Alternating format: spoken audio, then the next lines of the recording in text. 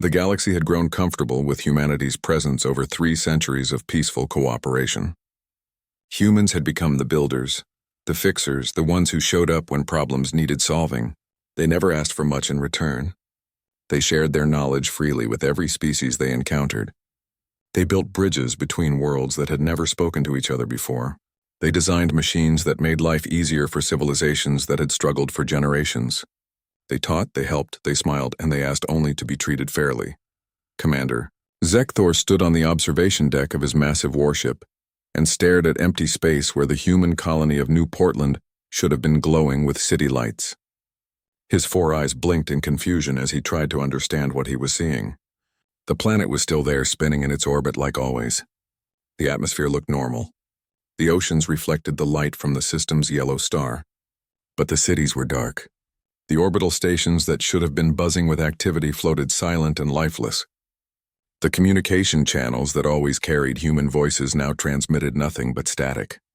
Not destroyed, not damaged, just empty, like everyone had walked away in the middle of their daily routines. His communications officer turned from her station with wide eyes that showed real fear.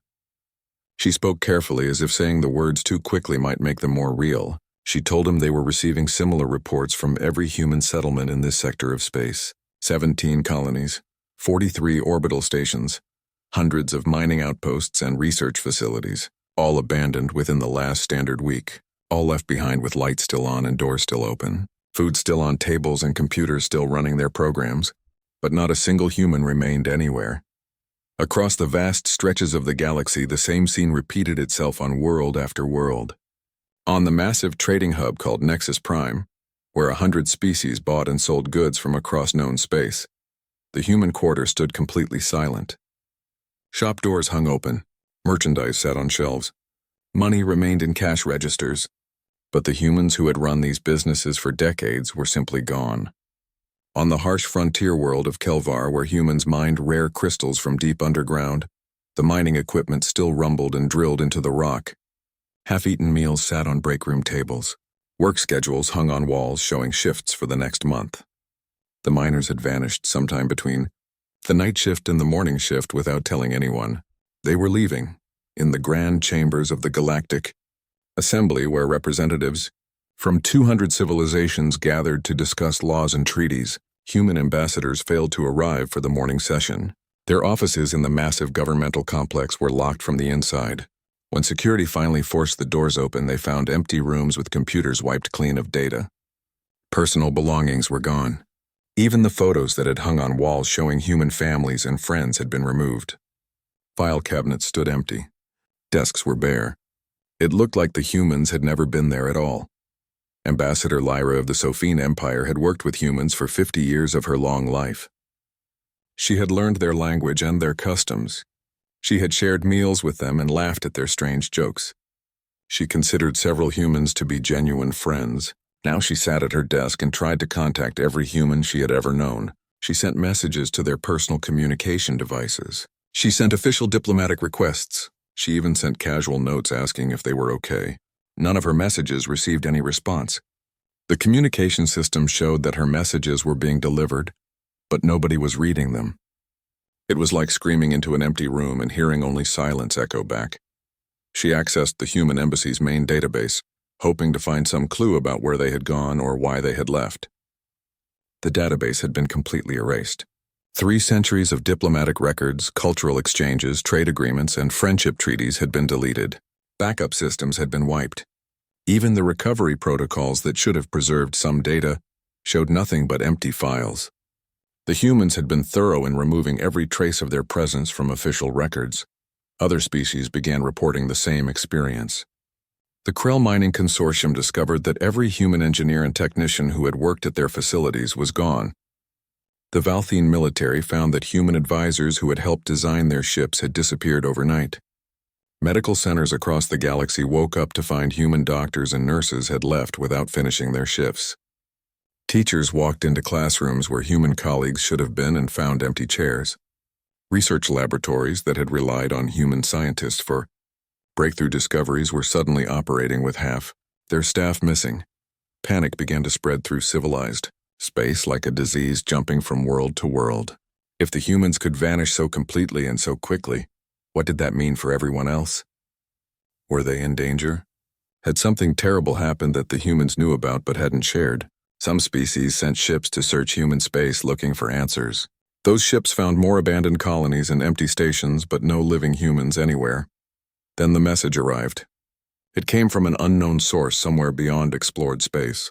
It broadcast on every communication frequency that every species used. It appeared on view screens in homes and offices. It played over radio systems and holographic displays. It was translated automatically into every known language so that every being in the galaxy could understand it perfectly. The message was short and simple, but its words carried weight that made listeners feel cold inside. The voice was human, male, calm and controlled, like someone reading a prepared statement. It said that humanity was leaving. It said they had given warnings that nobody had listened to. It said they had offered chances for things to change, but nothing had changed. It said that the galaxy would now face consequences for choices that had been made over centuries of taking humans for granted.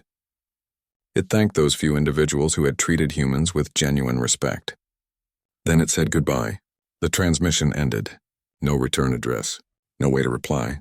Just those final words hanging in the air like smoke after a fire. Ambassador Lyra sat in her office and replayed the message over and over, trying to understand what warnings the humans had given that she had missed. She thought back over 50 years of interactions and conversations. She remembered times when humans had asked for things and been denied. She remembered votes in the assembly where human requests for equal treatment had failed. She remembered casual dismissals of human concerns by species who thought themselves superior. The warnings had been there all along, spoken quietly by people who were too polite to shout. And now those people were gone. The Krell Mining Consortium realized the problem first because their entire economy depended on extracting valuable minerals from deep within hostile planets. Their largest excavation site in the Azura system had been running continuously for 40 years without a single day of downtime. The massive drilling machine stood 300 meters tall and could bore through solid rock like it was soft clay. Krell operators had worked the controls for decades, believing they understood every aspect of the operation. Then one morning the drill simply stopped responding to commands. Engineers swarmed over the machine running diagnostics and checking systems, but nothing made sense. The neural network that coordinated the drill's thousands of moving parts had gone into some kind of error state that none of them recognized. The chief engineer finally admitted what everyone had been avoiding saying out loud. Humans had designed the drill's brain. Humans had installed it and maintained it. Humans had updated its programming every few months to optimize performance.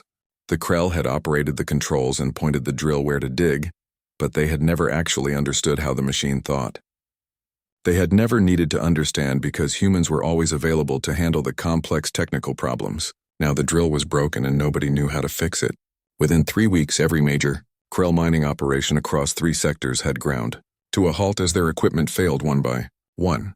The Valthene Confederacy discovered their crisis when Admiral Kress ordered his fleet to jump to a neighboring system for routine patrol exercises. Half his ships made the jump successfully, but the other half experienced catastrophic failures in their faster-than-light drives. 3 ships were lost completely, vanishing into whatever impossible space existed between normal space and hyperspace. 2 ships limped back to the station with their drives burned out and useless. Kress summoned every engineer in his fleet and demanded answers. The engineers examined the failed drives and delivered news that made the Admiral's blood run cold. The drives used specialized components that were failing after years of continuous use. The Valthene had no idea how to manufacture replacement parts because humans had always supplied them.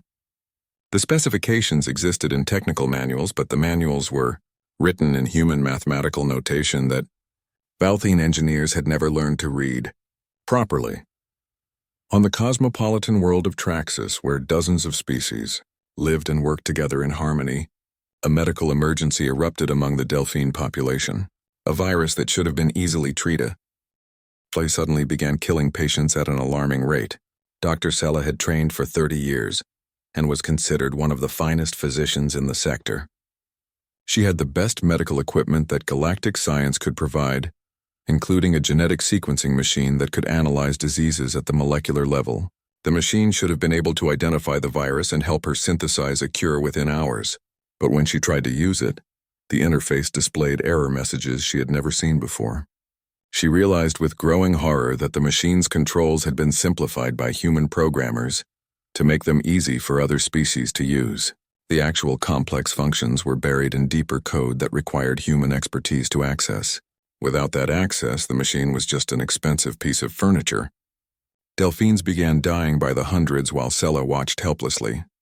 The Galactic Assembly held an emergency session that stretched across 3 days of heated debate and growing panic. Delegates from hundreds of worlds shared similar stories of systems failing and technologies breaking down. The pattern became clear and terrifying. Humans had not just participated in galactic civilization, they had become its foundation. They had built the trade networks that moved goods between stars. They had designed the communication systems that let species talk across vast distances. They had created the medical technologies that cured diseases. They had engineered the agricultural systems that fed billions.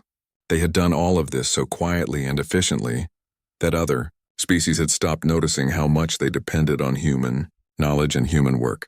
Speaker Vorn stood before the assembly and spoke words that nobody wanted to hear. He said they needed to face an uncomfortable truth. They had not simply cooperated with humanity as equals. They had become completely dependent on human expertise while contributing relatively little in return. Humans had asked for fair treatment and equal rights and been denied repeatedly. They had been given the most dangerous jobs and the least respect. They had been treated as useful servants rather than valued partners. And now that they were gone, the galaxy was discovering just how much it had relied on their quiet competence. A delegate from the Terthan sphere stood up with her scales flushing dark with anger. She shouted that this was deliberate sabotage. She claimed humans had built weaknesses into galactic systems on purpose, knowing they would fail when humans left. She demanded that human colonies be tracked down and humans be forced to return and fix what they had broken. Other delegates shouted agreement, looking for someone to blame for the disasters spreading across their worlds. Ambassador Lyra rose slowly from her seat and waited for the chamber to quiet down. When she spoke, her voice was soft, but it carried to every corner of the vast room. She said the Terthan delegate was wrong. Humans had not sabotaged anything.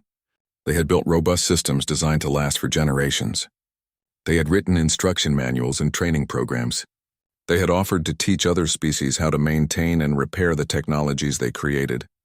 But other species had not been interested in learning. It was easier to let humans handle the difficult technical work, while everyone else enjoyed the benefits. The galaxy had chosen convenience over understanding. The galaxy had chosen to remain ignorant while humans did the hard work of keeping civilization running. The chamber fell into a silence so complete that the air circulation system seemed loud. Delegates looked at each other and saw the same realization spreading from face to face. They had done this to themselves. Humanity had not abandoned them cruelly. Humanity had removed itself from an exploitative relationship where their contributions were taken for granted and their requests for fair treatment were ignored. The humans had left behind everything they had built. They had left instructions for how to maintain it all. But they had refused to continue being the unpaid servants of a galaxy that did not respect them. Speaker Vorn sat down heavily in his chair, looking suddenly older than his many years. He said they had perhaps a year before critical systems across the galaxy failed completely. They could spend that time blaming humans and demanding their return, or they could spend it learning to stand on their own feet, like every civilization should have learned to do centuries ago. The choice was theirs, but time was running out faster than anyone wanted to admit. Desperation made the galaxy act in ways that logic and reason never could. If humans would not return voluntarily, then perhaps they could be found and convinced to come back. Perhaps they could be reasoned with or bargained with or even forced to resume their role in galactic civilization. The search began with every species throwing resources into finding where humanity had gone and what would bring them back. Admiral Kress of the Valthine Confederacy assigned his best intelligence officers to track down anyone who had worked closely with humans. They found a Zelvani trader named Quill, who had operated a shipping business with a human partner for 20 years. Kress brought Quill to his flagship and demanded information. The trader's feathers ruffled nervously as he tried to explain that humans never talked much about their origins. Quill said his partner had been a man named Drake Peters, who had always seemed more interested in the present than the past. Drake had never mentioned a homeworld or any special place where humans gathered. Quill had assumed that humans were like most species, scattered across dozens of colonies with no central world to call their own. But there had been one strange conversation that stuck in Quill's memory. It happened late one night after they had completed a particularly difficult cargo run. Drake had been drinking that bitter brown liquid that humans loved, the one they called coffee. He had stared out the viewport at the stars and said something odd. He said humanity had one last refuge if everything else failed. He said there was a place where humans could go and be safe and start over if they needed to. Quill had thought Drake was being poetic or philosophical like humans often were. Now those words seemed to carry more weight. The Valthine sent investigation teams to every abandoned human colony, looking for clues about this refuge.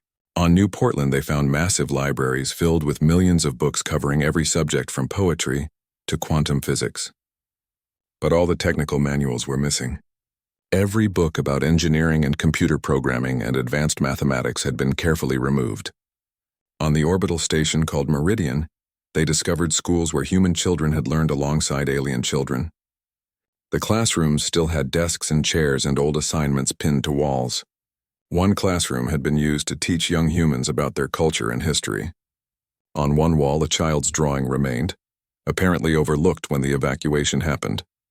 The drawing showed a planet colored blue and green with white clouds swirling across its surface.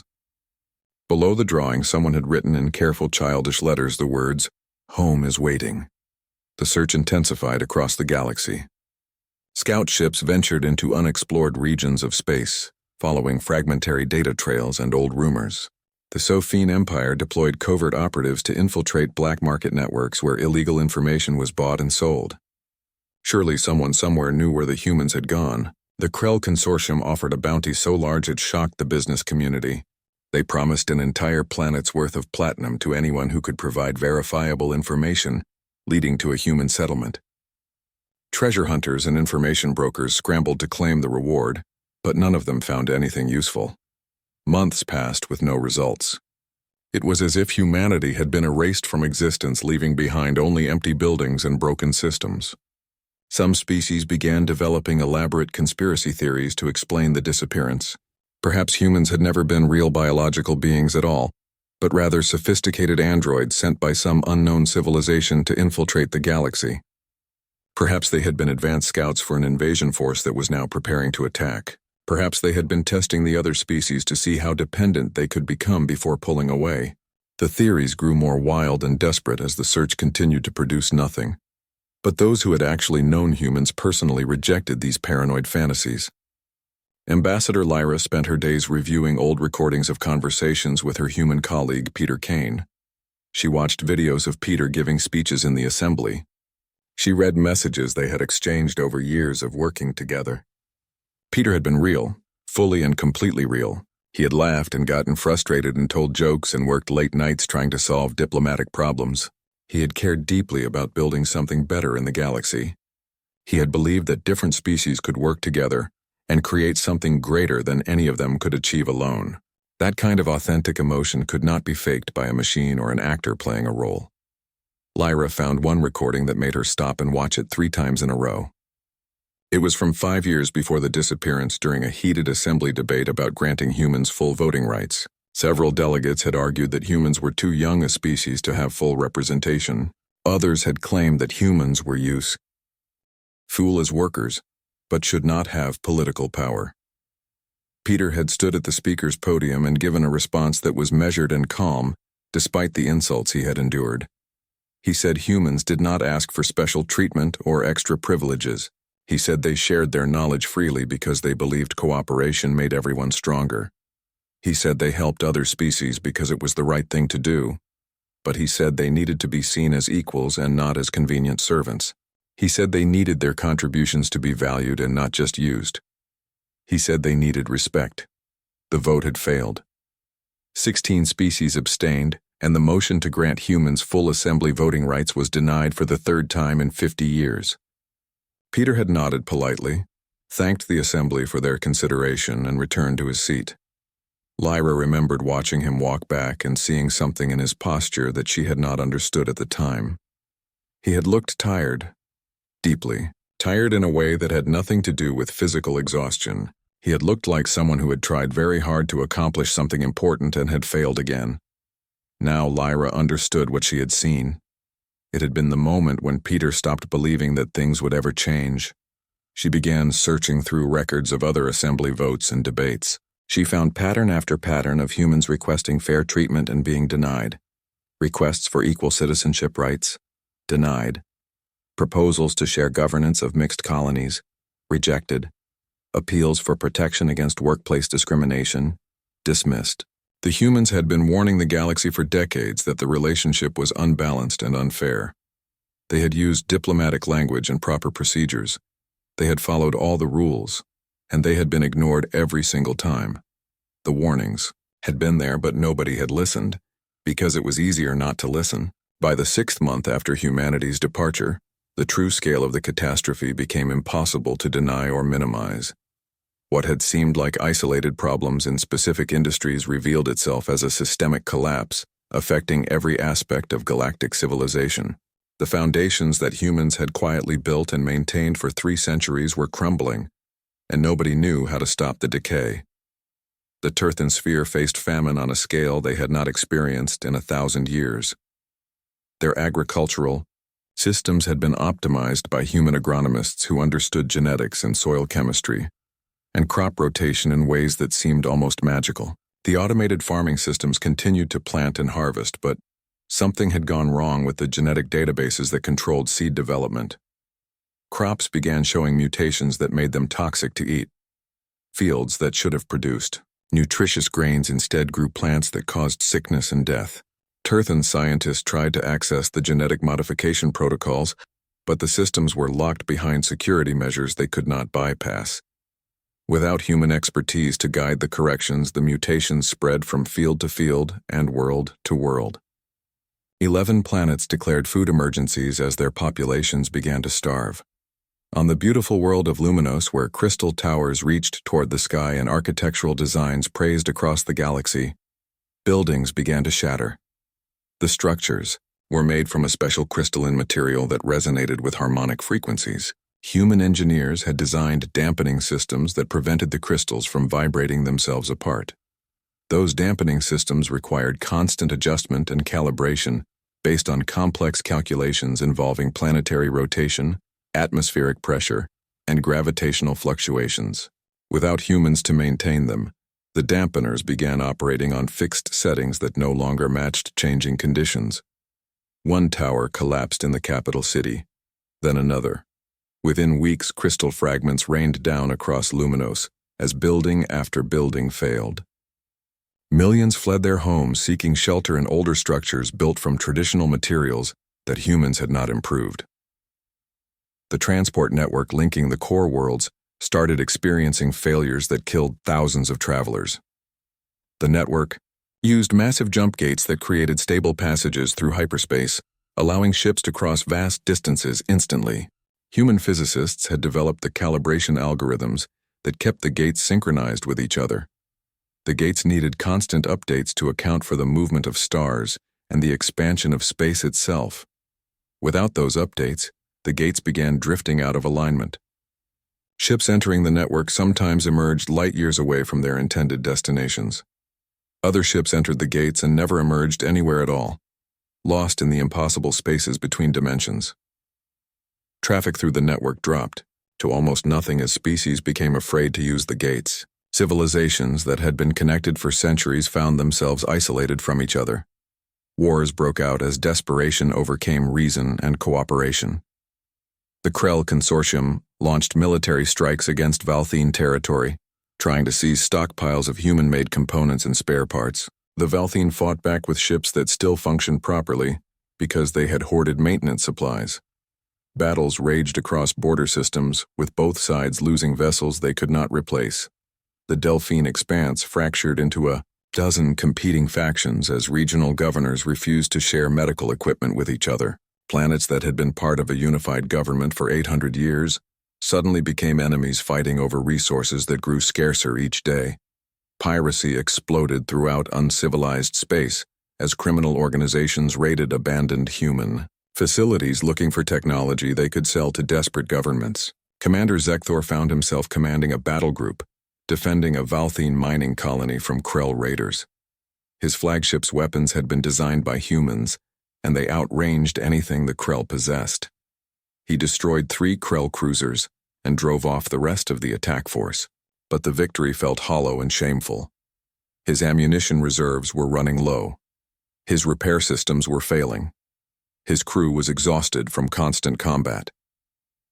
He stood on his observation deck after the battle and looked at the debris field where Krell ships had died.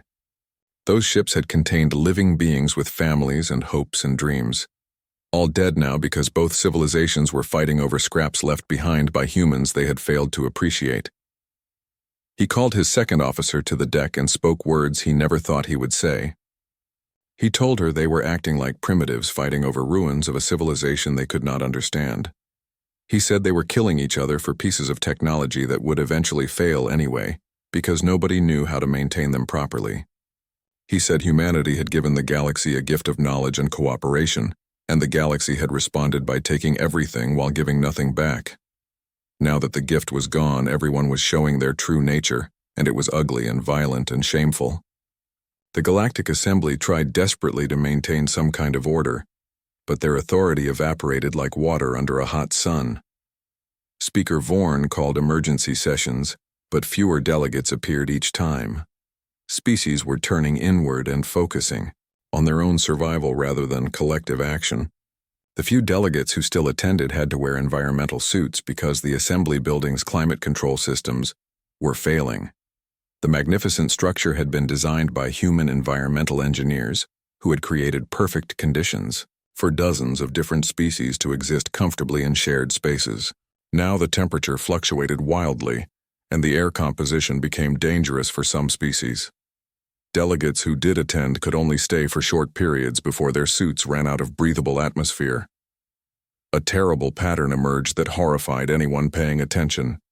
Species that had accepted less human help were surviving better than those who had embraced it completely. The primitive Grendal who had barely achieved interstellar travel using their own crude engines continued unchanged by the crisis. Their technology was simple and they understood it completely because they had developed it themselves. The isolationist Kryn, who had refused most human assistance, maintained their civilization at pre-contact levels. They had fewer luxuries and conveniences, but they had independence and self-sufficiency. Meanwhile, the most advanced civilizations, the ones who had integrated human technology most deeply into their societies, were suffering catastrophic failures across all their systems. Dr. Sella worked 18-hour shifts in a field hospital on Traxxas trying to save patients with failing equipment and dwindling medical supplies. She watched another Delphine patient die from the plague that she could have cured easily 6 months ago. She had 50 more patients in critical condition and no way to help them. She thought constantly about Dr. Lucy Harris, the human physician who had worked at this same hospital for 15 years. Lucy had taught Sella advanced genetic therapy techniques. Lucy had been patient and encouraging and always willing to explain the underlying principles of treatments. But Sella had not paid enough attention to those explanations. She had been content to let Lucy handle the difficult work while Sella assisted with simpler tasks. Now Lucy was gone, and Sella realized she had learned procedures without understanding the science behind them. She sat alone in her office after losing 3 patients in one day and asked herself a question that had no good answer. Why had she not tried harder to truly learn what Lucy was teaching? The answer made her feel sick with shame. It had been easier to remain partially ignorant and let the human do the hard thinking. On the first anniversary of humanity's disappearance, something changed across the entire galaxy in the same instant. Every functional communication array from the most primitive radio receiver to the most advanced quantum transmission system received a signal simultaneously. The signal was powerful beyond anything the galaxy had seen before, originating from somewhere beyond all explored space. It carried both audio and visual data compressed in a format that every species could decode and understand. Whatever was sending this message wanted to make absolutely certain that everyone heard it clearly. The image that appeared on billions of screens across hundreds of worlds showed a human woman who looked to be in her middle years by human standards. She had dark hair pulled back from her face and eyes that seemed infinitely tired, as if she had seen too much sadness and carried too much responsibility. She wore a simple uniform with no decorations or rank insignia. Behind her, through a large viewport, a planet slowly rotated, showing blue oceans and green continents and white clouds drifting across its surface. The planet looked peaceful and beautiful and utterly unreachable. The woman spoke in a calm, steady voice that somehow carried both authority and deep weariness. She said her name was Lisa Monroe, and she spoke for the Terran Conquered, which was the unified government of humanity. She said that by now everyone watching understood why humans had left. She said they had not abandoned the galaxy out of cruelty or spite. She said they had left because they had to save themselves, and because the galaxy needed to learn a lesson it had refused to learn willingly. She paused and let those words settle before continuing. She said that for 300 years humanity had helped every species they encountered. They had shared knowledge and technology and labor freely. They had asked only one thing in return, which was to be treated as equals. They had wanted partnership built on mutual respect, not subservience and not superiority. They had wanted simple fairness and acknowledgement of their contributions. And for 300 years the galaxy had taken everything humans offered, while treating them as useful tools rather than valued. Partners. Images began playing beside her as she spoke, showing scenes from the centuries of human presence in the galaxy. Human ambassadors being dismissed from important meetings. Human workers being assigned the most dangerous jobs while other species took safer positions. Human children facing discrimination in schools where they learned alongside alien children. Human requests for citizenship rights being voted down again and again in the assembly. The images showed a pattern of casual disrespect and systematic exploitation that had continued for generations. Lisa's voice hardened as she explained that the galaxy had not valued human contributions because those contributions came too easily. Species had not respected human knowledge because humans gave it away freely without demanding payment. They had treated humans like convenient servants who would always be available to fix problems and build systems and teach solutions. Nobody had bothered to truly learn what humans were teaching, because it was simpler to just let humans handle everything difficult. She said that humanity's departure was not revenge, even though some people were calling it that. She said it was education, the most important lesson humans could possibly teach. She said the lesson was simple but vital. Value what you have, understand what you use, and respect those who help you because someday they might not be there anymore. The image shifted to show footage of the galactic collapse that had followed humanity's departure. Failing infrastructure, desperate searches, violent conflicts, suffering populations. Lisa's voice continued, explaining that humans had not sabotaged anything, despite angry accusations from some species. She said everything humanity had built was designed to last and to be maintained and to be understood. She said they had left instruction manuals and training materials and educational programs, but nobody had ever looked at those resources because it was easier to just call a human when something broke. The galaxy had chosen convenience over knowledge and dependence over self-sufficiency. New images appeared showing massive space stations orbiting a blue planet, powerful warships patrolling borders, cities full of people living peaceful, productive lives. Lisa explained that humanity was fine and in fact thriving. She said it turned out humans were quite capable of taking care of themselves when they were not spending all their energy taking care of everyone else. She said humanity had everything it needed and was not suffering from isolation. She made it very clear that humans were not coming back. The silence in the Galactic Assembly chamber was absolute as hundreds of delegates watched the transmission. Nobody moved or spoke or even seemed to breathe. Lisa's next words carried a slight change in tone, a hint of the old human optimism that had characterized their presence in the galaxy for so long. She said humanity was not completely without mercy, despite everything that had happened. She said they had left something behind for the galaxy, something called the Foundation Database. She explained that this database existed in every abandoned human facility, hidden in archives that most species had ignored. The database contained everything needed to understand the systems humans had built, not just instruction manuals but the actual underlying knowledge. Mathematical principles, engineering theories, scientific foundations. Not just how to operate things, but true deep understanding of how things worked and why they worked that way. Lisa smiled, but it was a sad expression that did not reach her tired eyes. She said using the Foundation database would not be easy. Species would have to actually learn and study and work. They would have to struggle and fail and try again. They would have to do all the difficult things that humans had been doing for them for 3 centuries. She said this was how every civilization had to grow and develop if they wanted to truly advance rather than just appear advanced by using technology they did not understand. The image changed again, showing young beings of many species playing together on some world before the Exodus. Lisa's voice softened as she acknowledged that some individuals had understood and valued humans properly. She said real friendships had existed between humans and other species, and those friendships had been genuine and meaningful. But she said individual kindness was not enough. Societies and civilizations had to change their fundamental attitudes, and that required more than just a few good people. Lisa stood and walked to the viewport, looking out at the planet behind her. She said that in 100 years humanity would return to the galactic community. She said that if the galaxy had learned its lesson by then, if civilizations had rebuilt using their own knowledge and effort, if species had come to truly understand cooperation rather than exploitation, then humans would be ready to work together again. She said they would return as genuine partners and equals. But she warned that if nothing had changed, if species had just been waiting for humans to save them again, if the old patterns of taking without giving had resumed, then humanity would remain behind its borders permanently. She said the galaxy would face whatever future it created for itself without human help.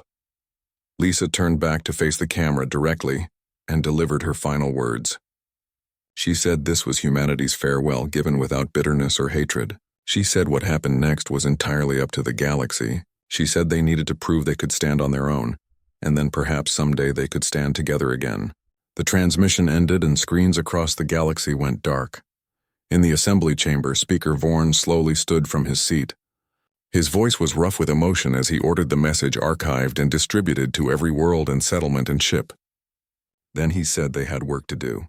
Ambassador Lyra stood as well, staring at the empty screen where Lisa Monroe had been. She spoke quietly, saying they had 100 years to learn what they should have understood 300 years ago. She looked around at the other delegates and said they needed to start immediately. Across the galaxy, billions of beings watched the transmission and reacted in different ways. Some grew angry at humanity's abandonment. Some wept for what had been lost. But others began opening the archives and accessing the Foundation database, and starting the long, difficult process of actually learning instead of just using. On the planet Earth that rotated peacefully behind its defensive barriers, Lisa Monroe stood at the viewport for a long time after the transmission ended.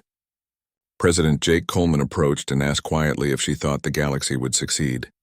Lisa said some species would learn and grow while others would fail and fade. She said that was not humanity's responsibility anymore. She said humans had given the galaxy the tools and what they did with those tools was their own choice. Jake asked what would happen if the galaxy did learn and met humanity as equals in 100 years. Lisa smiled, and this time the expression was genuine and reached her tired eyes. She said then maybe humans would finally have what they had been seeking all along, which was not followers or Depeni,